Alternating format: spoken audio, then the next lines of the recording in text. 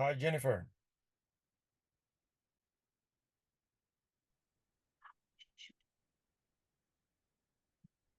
Hi, I'm here. Just trying to. I didn't see you sent that email. I just logged on right now. I'm like, oh, you asked me about it. So I'm like, okay. I had a little thing I have to put fire out. I'm still working on it. I have to go find money now, just right at the last minute. So now I'm like, shit, I'm scrambling. So sure, I no problem. I study actually the two videos you sent me. They were actually very comprehensive. I'm glad you put that I'm to. about to do another one to update to tell you what's, the process because that is the problem I have right now. It's like it's one of the properties I'm buying and I have a hard money lender and I was working on it and then my next video was to explain about redemption periods and all that crap because this property, you're buying bank owned properties just like when you buy foreclosures, there's liens on it, right? And stuff like that. And how do you're supposed to get it free and clear, but um so this one was like a house that had a HUD lien on it, it's like for $12,000. I just looked it up. The homeowner bought it in January 6th of 2020. Okay, FHA loan. And then COVID happened. They borrowed, and then they got another $12,000 from HUD. Okay, so HUD put a lien on it back in 2021. So the house is foreclosed. Homeowner's not going to go back and fight with the first lien, but there's a stupid 12,000 lien, and we know HUD is not going to try to go and get that house back. I know that. Everybody knows that. But for title insurance and the other lender, it's a possibility, if that makes sense. So September is when the lien expires, all right? So it should be a free and clear property. And then I got a hard money lender involved. I had two title companies. So I had my title company that I work with started, and then they wouldn't do it. And so we went back to the seller's title company, and then they removed this, made it, and I'm not too, I'm like not on the title side too well, but you buy it and you have title insurance, right? For in case any of this thing happened, the title company will insure it.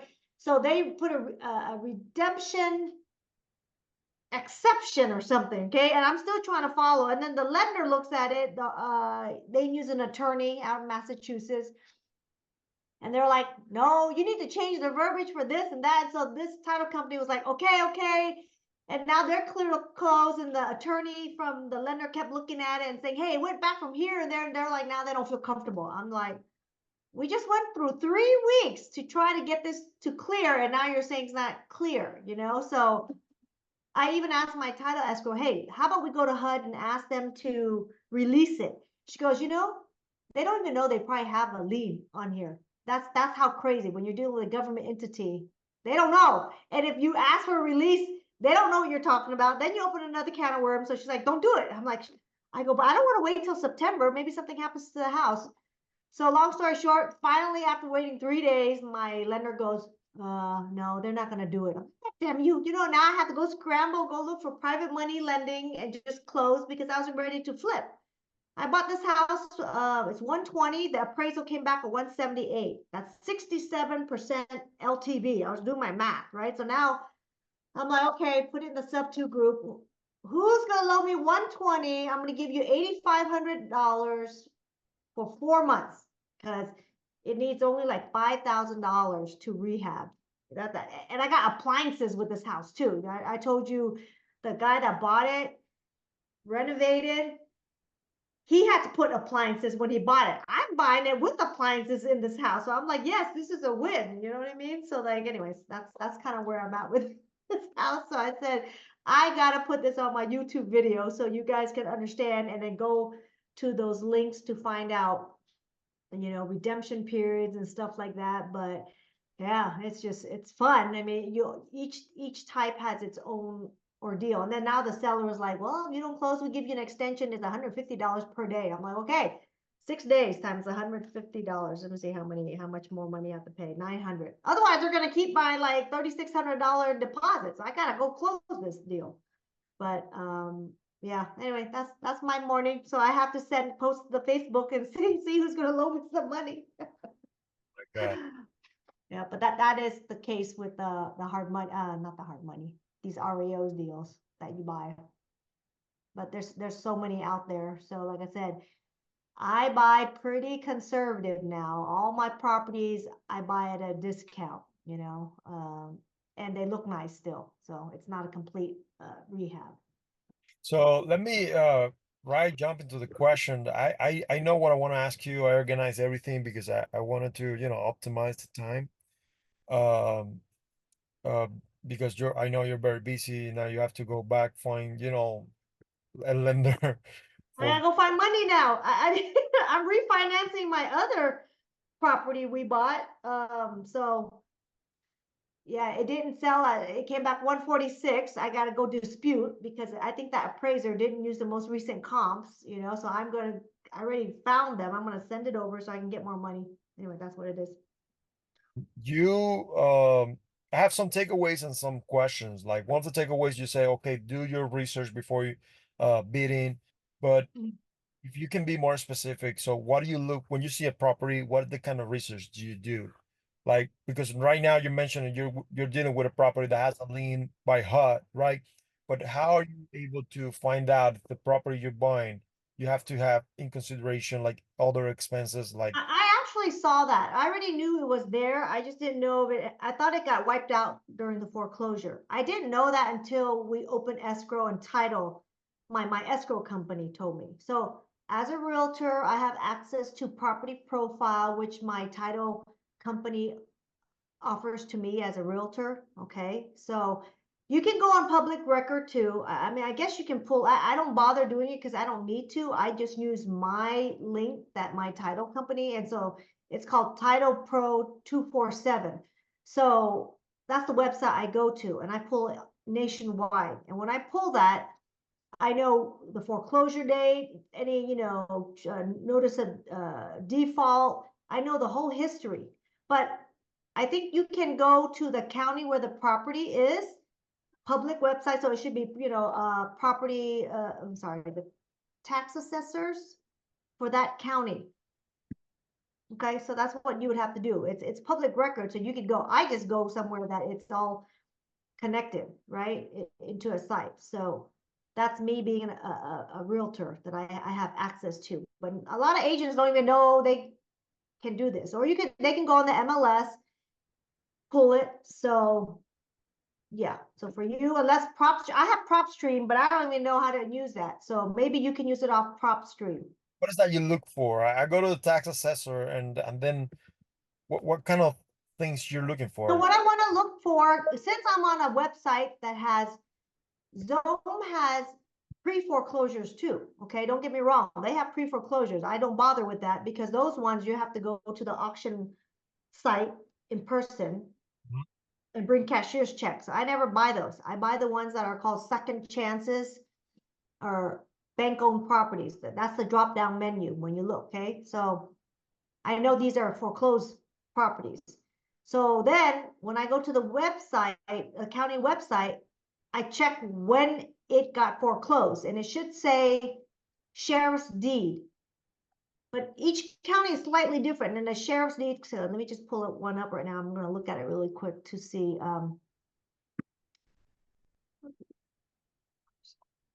Okay, so my property that I'm looking at, 8/22/2023, the document type said foreclosure.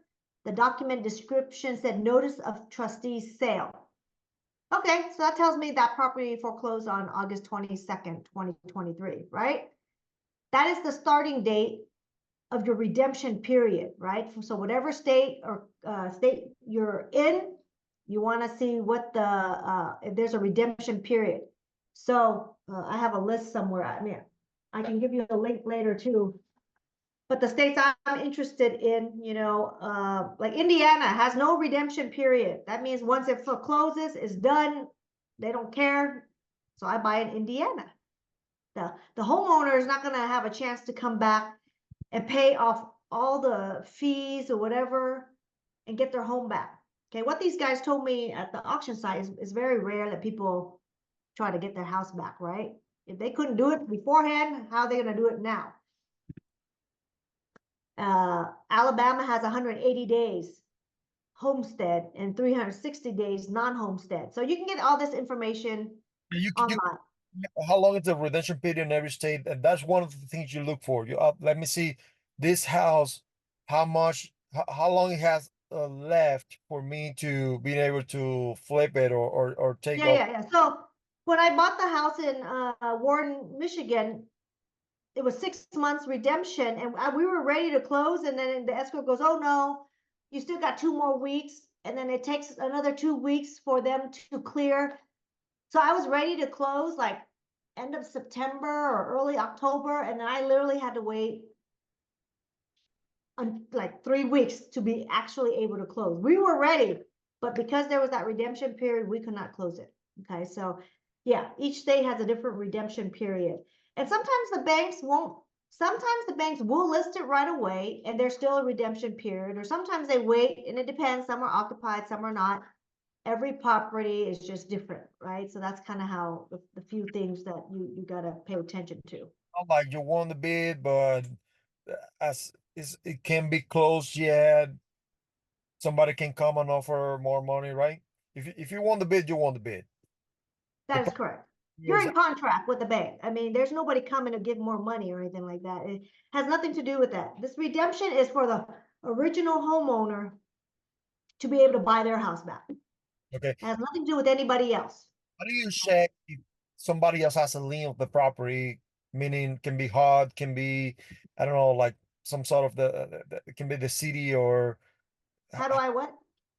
how do you check if somebody else has a lien on the property? Is that title or is Yeah, that's title. That's when you get into contract and then they start pulling, they sometimes they pull it right in the beginning, but I can't always trust title companies, right? They don't do it until you're in escrow. And that's even for traditional sales as well. And they don't work on it because they don't get paid. Nobody's going to check for you these things until you're in escrow. okay? So let's say you have to win the bid to get an escrow and then check for those things, correct? Yeah. But I already checked too. I did see this HUD lien. I saw it on there. It's not like it was gone, but I just didn't know when it expired. I mean, I guess I could go into further research by opening up each document, but that's what you have a title company there for, is they're the one who's checking it to make sure it's a clean title before you close escrow. So is Okay. that all you research for Hmm? when you research for the property, right? I just pull this one property report up. That's all I do. I just look at it. I look to see how much it went back to the bank for, what the reserve price is. That's the main reason I'm looking, because I want to know how much to bid. Hmm. So And the you sheriff's deed is what tells you, not just the sheriff's deed, but it's the FHA loan amount that they got the loan for. It gets recorded here. That's what a second chance foreclosure is. It's VA, FHA. That's the type of loan it was. So it's insured by HUD, so that's what they want to sell the house for. Okay, so the property that I'm in escrow and I'm working on right now, I bought it for 120. When that homeowner got the loan back in 2020, he bought it for 124,000. So let me see, it really foreclosed in 2023. Let's see how far he stopped. He had COVID forbearance, so he had to borrow another 12,000. He borrowed another 13,000 in July of 2021. So the bank, was okay, and they sold it to me for 120. So there's a little discrepancy, but over time, the home appreciate. Well, I don't know what it is. My bottom line is that gives me a gauge for what to offer. But the reason it appraised for 178, because it's been more than 4 years, right? So all the homes appreciate it. Hmm. But HUD tells the bank what they have to sell the house for.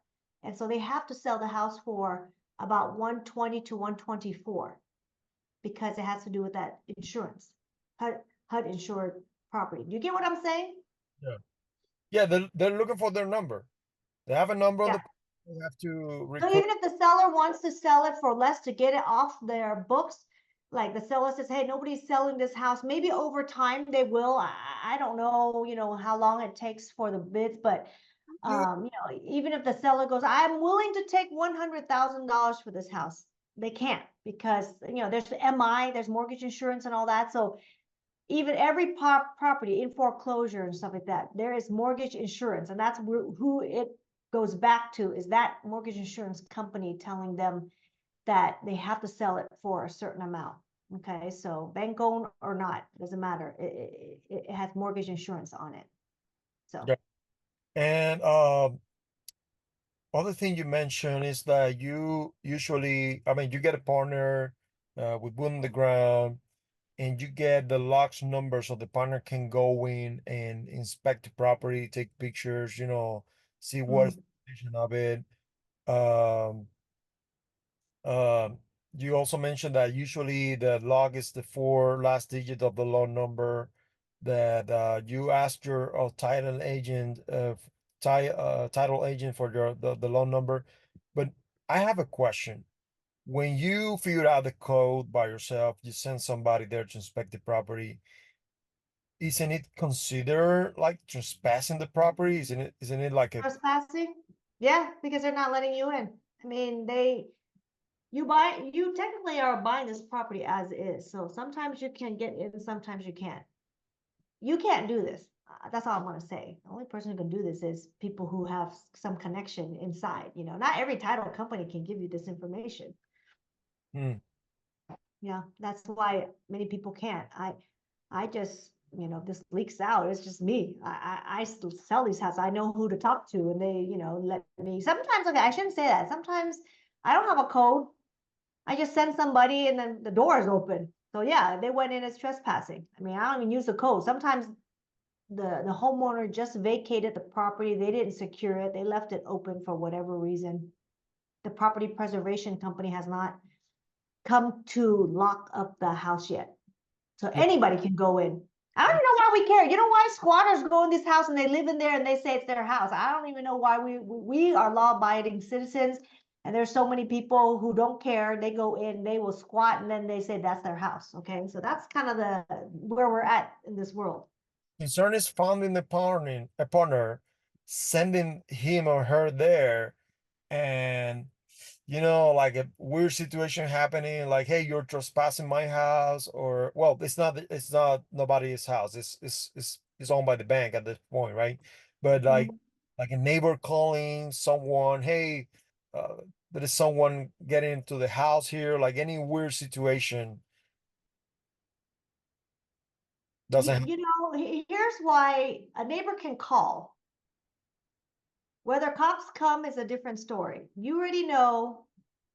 I can't even call when I have people come. I have to say there's a crime committed. That's the whole thing about what's so crazy about this country right now. You have to make it say there's a crime. But if someone was sitting in there and you go, oh, this is my house, and that's what they're doing right now, cops aren't kicking anybody out. So, so if you think about that, a neighbor can call.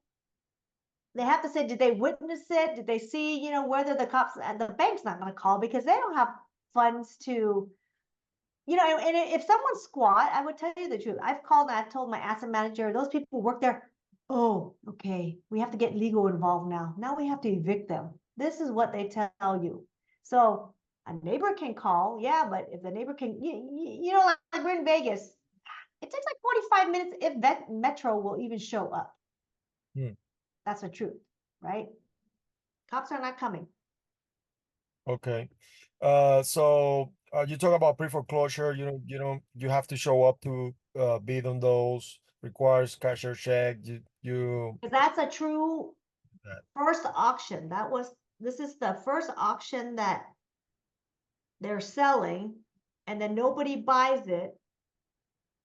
This is where the judge goes, okay, home is going to be foreclosed on, any going once, going to anybody buying it, and then they say no, goes back to the bank. I'm buying all the properties that went back to the bank. Now they're relisting it again on the website for auction, or they could just use a listing, an agent, to list on the MLS, right? There's just many ways to sell a property. By the way, I'm going back again to the because in a different part of the video you mentioned, well, if you have an agent working with you, give him if his or her information, and they will send in a code to go check the property. But that's after you close on the property or before? No, before. It's usually a property that can be financed and it will state it on there. So which property did I buy? Yeah, I think that Warren, Michigan one, I was able to reach out and I was communicating. Actually, I think I was in escrow on that one. I was. And then I reached out and I said, hey, can I go see it? They were like, okay, give me your agent's they needed a licensed agent. If you sent them their information, then they were going to send a code. Sometimes the seller will just not allow anybody to come in. And I don't know why. Maybe they didn't buy insurance. I cannot explain why. Sometimes they let you and sometimes they don't. So I've asked for like 2 of them and they're like, no. One they gave me, and I told you the other couple I found through the back door what the code was. Okay, so sometimes you can. But usually, if you can't get in, you can still send somebody to go look around the house and through the window. Okay, so I just did that recently too, and I couldn't get in, but the guy put the camera on the window, filmed it, and it looks exactly like the photos online because the property preservation has to secure the property. So they go in and they take pictures. Okay, now what pictures they choose to use is up to the auction house. Does that make sense? Sometimes I've taken pictures with a hole in the wall and all that, and then I go and I pull up the listing. I'm like, hey, those guys didn't do it because they don't want to show you how ugly it is. Okay, so they do that. I give them like 60 photos, and they pick the best one out of them, and they don't put it. So it is a risk, and that's why these properties are bought at a discount sometimes because you don't know what it looks like. Hmm. Okay. So when you say when they has like a buyer premium, that means that there's an agent there, right? So you're paying for Most that, likely, it's like it is up to the investor. you, right? As No, well. I'm not the investor. There's an investor that owns this loan. The person that gave the loan, so gave the loan to the original borrower, right? Mm-hmm. Whatever bank that was that loaned the money to the original homeowner. That's the investor.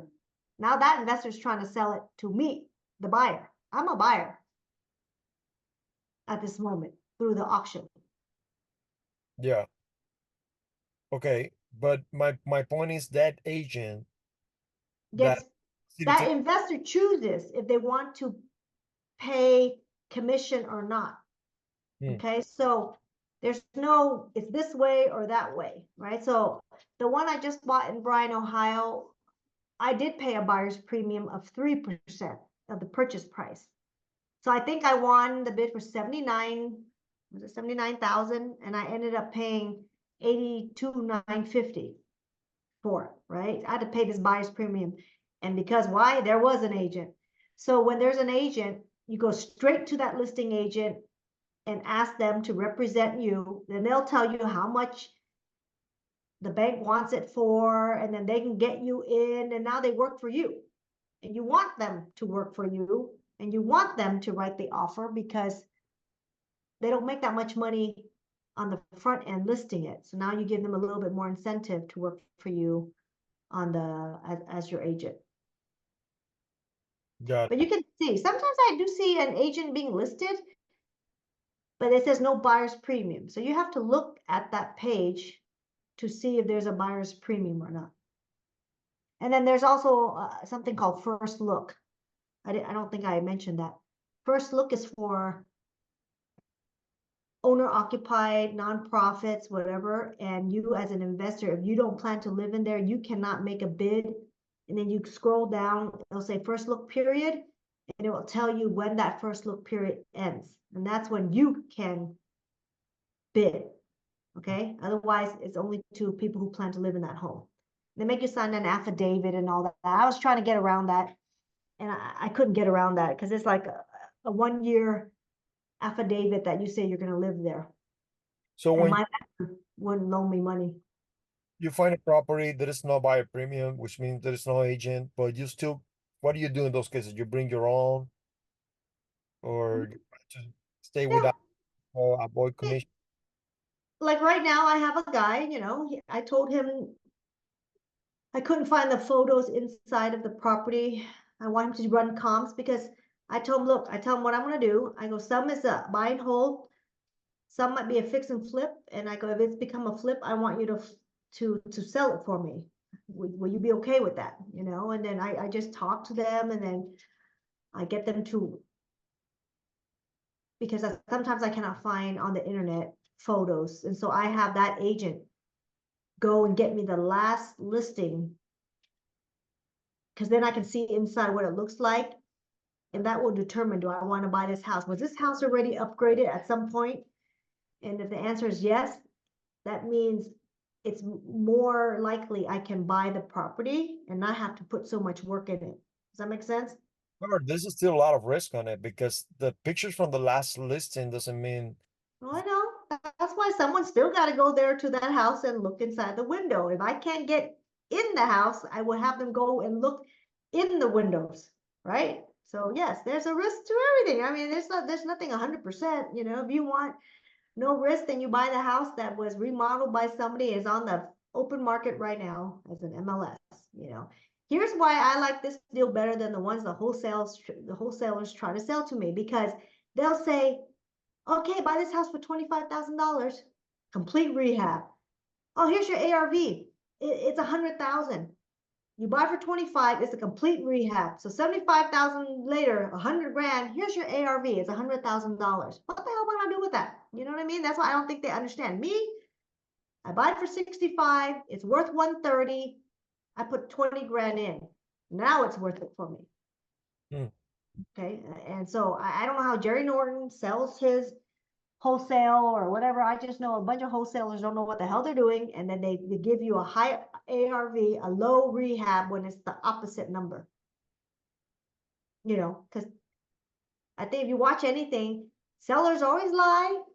I mean, buyers are liars, sellers are worse. And even now I'm trying to, like, they always give you the wrong numbers for rent. So you always have to do your own due diligence, so that's what I do. And then I comp it. I see what's the last sold homes in the area and stuff like that. So there's a house right now I'm looking at, 110. It sold for 120 at one point, and I thought I could get 165, but the agent told me he thinks it's probably worth 140, but I don't have to put too much work in it. So I'm like, it's not 50%, but I guess okay. I can, what's 145 times. The reason I need the spread is because of the financing part. I want to pull all my money back out after I have put it as a down payment and as a rehab. I want to get all my money back out. Hmm. So, Uh, but okay. well, really quick because we're running out of time. There's another video you talk about. Sometimes, how do you get the sellers to reestablish utility? Only if there's an agent on there. Only. These houses have no utility and they're winterized. So the house I bought that had an agent, I got him to turn it on for me. So he asked the bank to do it. Sometimes they do, sometimes I don't. The last two houses, they wouldn't turn it on for me. Only if the lender is paying, also is the one who got the agent involved. It's not No, that no, not the lender. I said the listing agent. The lender has nothing to do. My lender or the investor who owns the house. yeah, I mean when I said the lender is I'm sorry, it's the investor who owns the house, the who originally lent on that. They usually don't turn it on unless it has to do with the agent, because the agent is gonna dictate and tell the lender, hey, the end buyer for this house is a buyer who's gonna live in there, and they're gonna have a loan, and their lender will require an appraisal that needs to have all the utilities on. So as the listing agent, I will be the one directing that investor what they need to do. So these houses that have no listing agent, all you're dealing with is the auction people. And those guys don't know what the hell they're doing either. So they'll be like, no, can't do this, can't do that. So,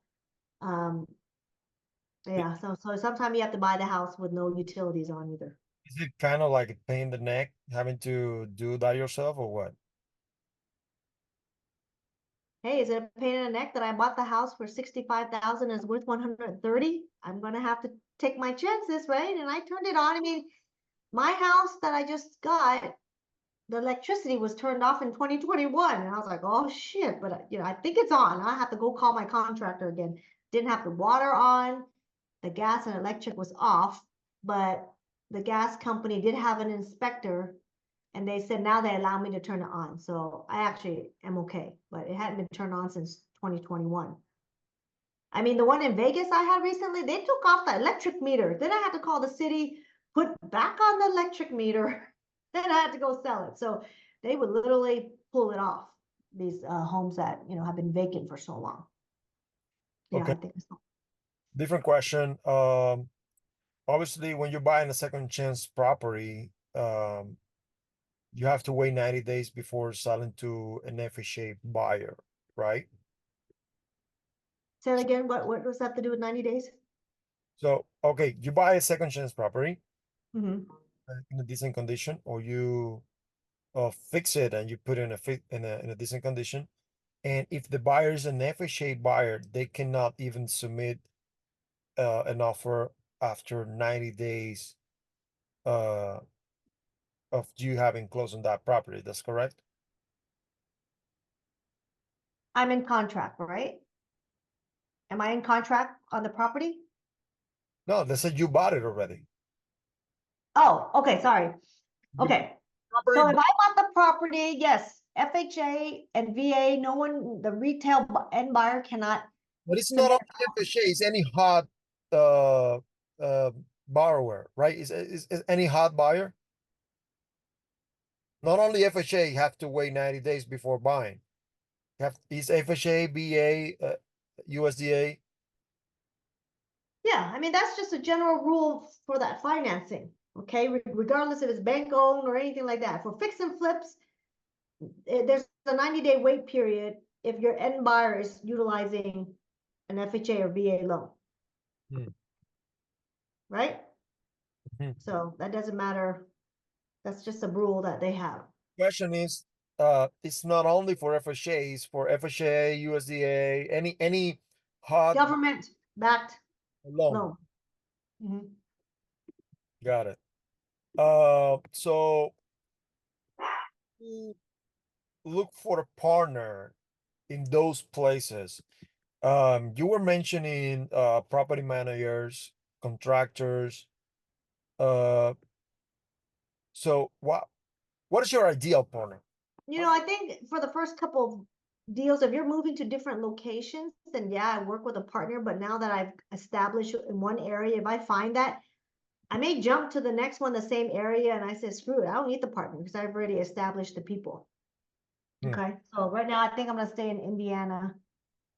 I already bought one. I'm on my second one. Um, unless it's a great partnership, but you know, it doesn't have to be because again, you take on less risk with a partner, but you also take on less profit with a partner, Yeah, right? So I just the first couple that I did it as a learning experience. We made money, we didn't lose money, but you know, I had two other partners where I split by three. So now we're gonna move forward. We're buying one out, and then we're gonna continue, and then you know, it's oh, just let me point out because I didn't say this before. In certain states, the title company will require you, if you're gonna buy in an LLC, they're gonna require you to file, you must have an LLC in that state. So you might, if you have a Wyoming LLC, which we're told to do for a holding company, and then you go into Indiana, the title company at Indiana told me they didn't see an LLC, so I had to file as a foreign entity in Indiana. Just to let you know, right?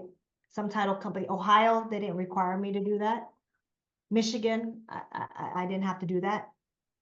So now that they've force me to file a foreign entity in Indiana, I'm going to buy more properties in Indiana since because I'm gonna have to file taxes every year now in that state. You invested already in filing a company with Indiana, so now you're gonna want that. Mhm.